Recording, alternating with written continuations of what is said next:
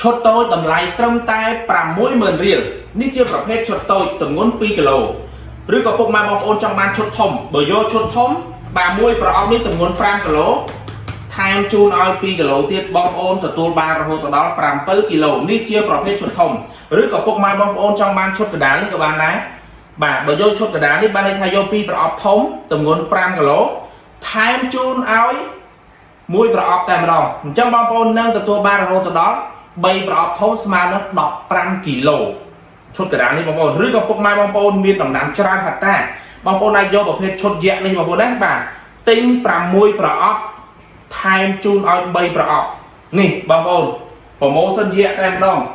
ទិញ6ប្រអប់ថែមជូនឲ្យ3ប្រអប់ស្មើនឹង9ប្រអប់ធំបាទហើយ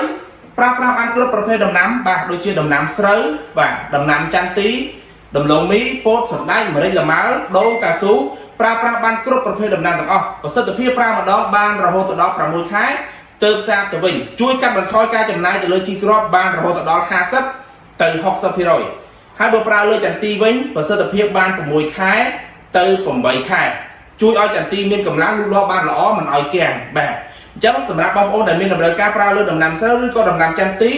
សូមតាក់ទងតាមលេខទូរស័ព្ទឬក៏ឆាតចូលពេកអរគុណ